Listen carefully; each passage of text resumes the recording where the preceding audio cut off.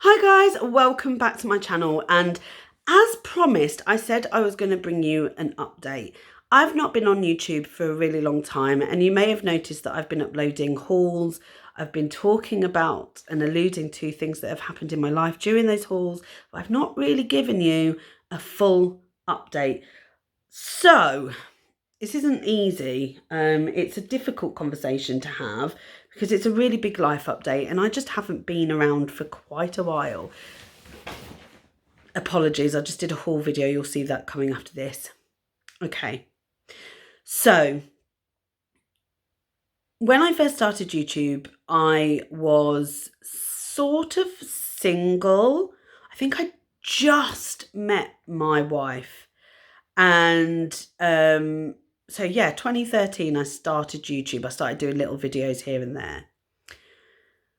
I really enjoyed doing YouTube, but and I even documented some of our life, as you know, and we had series like In Bed with the London Shafiqs or In Bed with Leah and Claire, which was where we used to just chat and talk about life in bed. Not in bed, wait. We used to be in the bed physically talking about stuff. It was like a little play on words, a bit like In Bed with Paula Yates, if you remember her. So it was all based on that. So it was a wonderful relationship, and we have a lovely home, had a lovely home together, and we had Rupert and we got married and everything was lovely. For one reason or another, cracks showed during lockdown, and we just realised that things just were not right. And I got very into TikTok, and I think that made more cracks appear. And she had other stuff going on in her life, and you know, it just broke down, and it's very sad. So we decided to break up. It was a mutual decision. We both are responsible for the breakup. We decided to get a divorce, and it is in the middle of the process is happening, and the decree absolute will be arriving soon. Very sad, of course. Very sad for both of us. Nobody wants a relationship breakdown, and I think we did. I think that there's a lot of factors, and I think that it wasn't salvageable. Now, I won't dwell on that because I feel like that is now done. And I can answer questions if they're respectful, but I don't want to talk about Claire.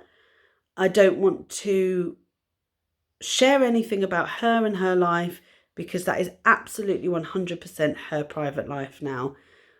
Claire was never really big into social media, and I did try and respect the fact that she wasn't somebody who was out there, somebody who was an extrovert. And you would have noticed that sometimes she was around and it was mainly me. And that's fine. We respect each other's boundaries. And the boundary is that I will not share or talk about anything to do with her from here on in. You can go back to old videos. You can go and check out the wedding video. It was wonderful. I wouldn't change a thing. Claire and I were really good together when we were good together. It was wonderful. She was perfect for me, and it was the right thing for me at that time, and I was the right thing for her at that time. And we've been through a lot. As you know, I lost my mum in 2018. I've spoken about that. There was a massive, massive, massive dint on her passing because of her ex and all of that. But you know, things have changed and people change.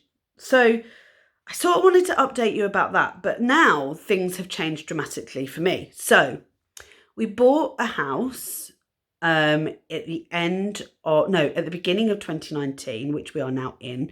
In fact, it wasn't, it was June 2019. We didn't move in till the October because we had a lot of work done. The house was, I call it the house that mum's money built. I was left some inheritance money from mum, which afforded me to have the house that, you know, we both wanted and do things to what we wanted to do. Spent a lot of money doing it up, and there's still a lot to do. But it's one of those things that, you know it's not always going to be finished. That's the nature of the house. I made a big decision, though, to live in the same place that everybody, to be closer to family, and that included her family. And so it means that Rupert is well looked after. So we're not far from people. We're in the same place that, we were before. Not giving anything away, but just, there was a good support network. I don't have any family left. My brother lives in the States. I have family in Newcastle, but it's not somewhere that I would live. And I currently live in the town that my ex-partner grew up in, which is absolutely fine. All of that is absolutely fine. It's become my home. My neighbours are fantastic, and it's just been one of those things. Anyway, after the breakup, quite a bit after the breakup, I got a new job, which means that I am permanently working from home, which is fine. Again, it's very isolating working from home, but there are opportunities for me to go to the office now and again, so it's not a problem. The pandemic obviously is what it is as well. So sorry if I look down, it's just when I'm trying to recall things, I look down. So I'm now single, and it's difficult. There's lots of things that I haven't really faced. There's lots of things that's happened in my life that I've always just put in a box and just compartmentalized. And whilst that is okay, it's now getting to a point where it's really getting to me. So I've made a big decision over the last few weeks, and I've started counselling sessions, which I'm really pleased that I'm doing. And I would recommend, if anybody's struggling, I really do recommend, especially if, like me, you get it through work. So we have an employee assistance program, and I know a lot of places do this. Take them up on that offer. You have got such a good service at hand. It's brilliant. So I have 8 sessions. I've had 3 so far. And they've been very useful, I have to admit. For me, I know it's not for everybody. I appreciate that.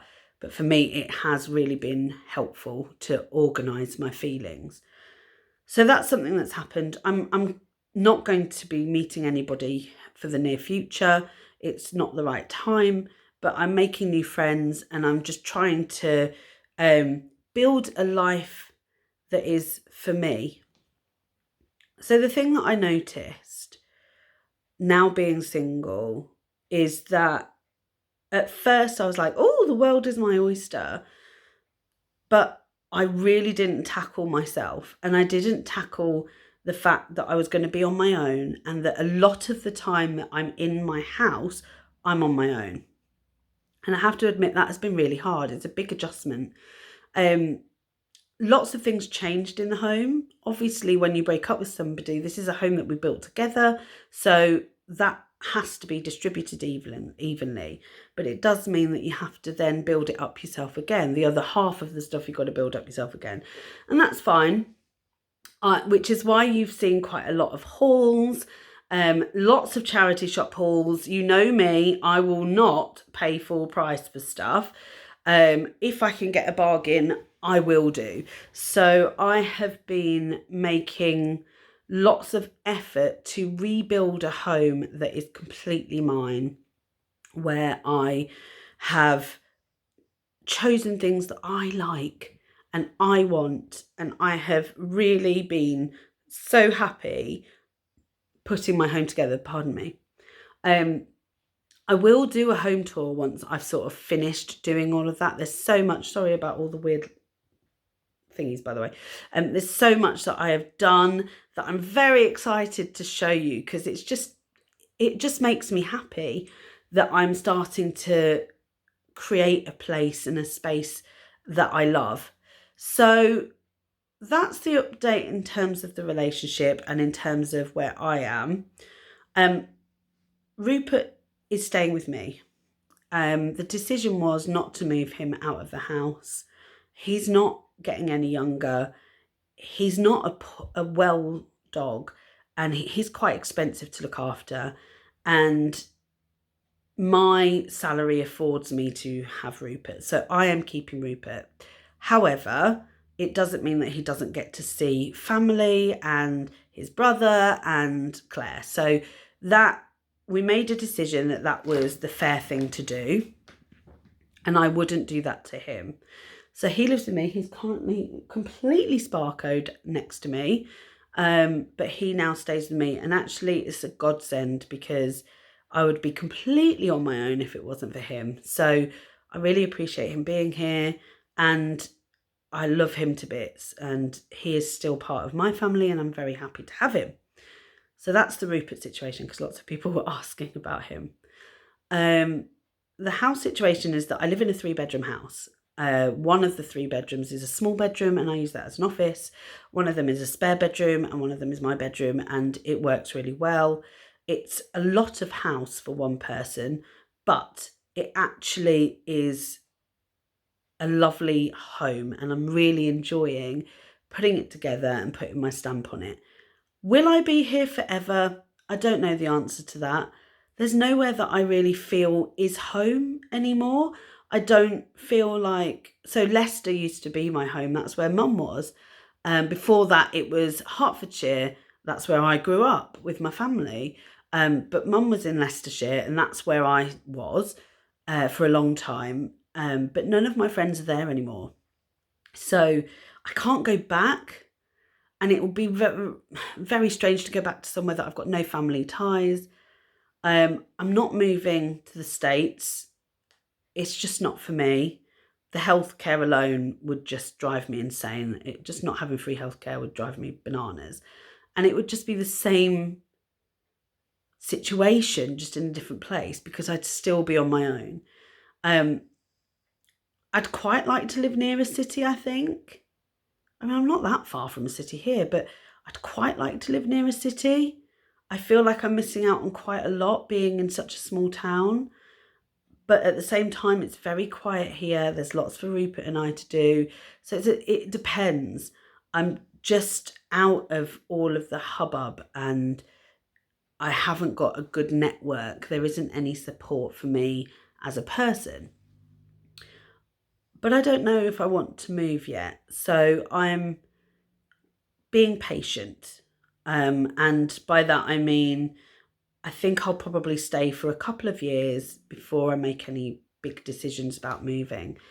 Like I said, this is the house that my mum's money built for me, and it's very sentimental. And I know it's just bricks and mortar, but it is my home. And also the amount of money that you pay for a house like this here compared to any of those other places, Manchester, Birmingham, Leeds, whatever, is just, you're not going to get the same. So there's going to be sacrifice and compromise, and I'm not sure whether I can do that yet. So it's a big, tough decision. I'm not okay. I've mentioned this a couple of times on my TikTok. I'm not my best self yet, but I am working on it. It's hard, harder than I thought it would be. There's other things at play, hormonal things at play, potentially, that is completely blindsiding me. Mental health was never anything that I was able to say that I had had a bad experience with. My mental health had always, to me, been very level. There's definitely been an imbalance. Everything that's happened, and the fact that I'm now getting divorced, is impacting my mental health, and I think it would anybody. So there's things I need to work on, and I am trying. So you'll see that I am mentioning self-care a lot. I'm really trying to take time and be patient with myself. It's so hard when you're used to being in a couple and used to doing things for more than one person to adjust to being selfish. And self-care feels selfish. And even though I did all those things when I was in a partnership, it feels very lonely doing it when you're on your own. I've made a conscious decision that I'm not going to get into a relationship. I'm just not ready. And that is absolutely fine. You know, I'm 40 years old now and I'm not looking to have any children of my own. So there's no rush. I want to concentrate on my career. Like I said, I did change jobs and it's a really big deal for me. So that is something that I'm now having to think about, and I just want to concentrate on myself. Now that's going to come in many forms.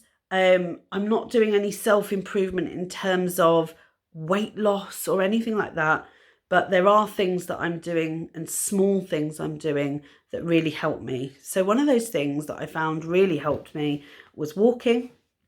And obviously walking Rupert helps, but really making a conscious effort to do 10,000 steps a day, especially because I work from home. So that's something I want to continue doing. I have to admit, the days that I really worked at doing 10,000 steps a day were the best mental health days I had.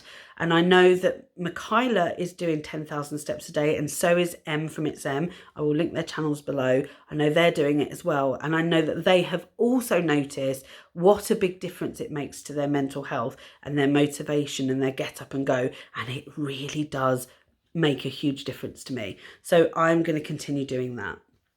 I haven't done lately because I had COVID, another big smack around the face. That has left me quite exhausted. Today was the first day I was allowed out, and I did a 10-minute walk with Rupert, and I had to come home and lie down because it really did push me over the edge. And then I went shopping and I've come home and I've had to have a lie down, and it's just very exhausting. So I'm building it back up again. I've done, how many steps have I done today? Nearly 5,000. So I'm quite happy with that. Considering I've barely moved over the last week or so with COVID. So I'm going to continue doing that, and I'm going to continue just small steps and small things just to make changes. So that's what's happening. I am really happy if you want to contact me and ask me questions. You can either ask them in the comments, but please be respectful. However, you can also send me a DM on Instagram. All of the links are below. Instagram's probably the easiest way to get hold of me. So if you want to ask any questions specifically, then leave them on Instagram and find me there. If you're not on Instagram, find me on Twitter or whatever. Just send me a message. I'll try my best to answer things, obviously respectful of other people that are involved. I won't answer on their behalf. I'll only talk about myself. If there's anything you want to know, please just ask. You know that I'm quite open. I'm happy to answer anything, and if I feel like it's a bit intrusive, I will say. So I'm not afraid to say I can't answer that. But I really hope that you understand why things have been difficult, why there's been a big change. I hope it's given you some insight into what's going on in my life. And yeah, we won't need to talk about it again. But, you know, I hope this helps. And maybe you're going through a similar thing. Let me know. Give me a thumbs up if you have enjoyed this video. Comment down below if you wish. And I will see you in the next one. Subscribe if you haven't already. Bye, guys.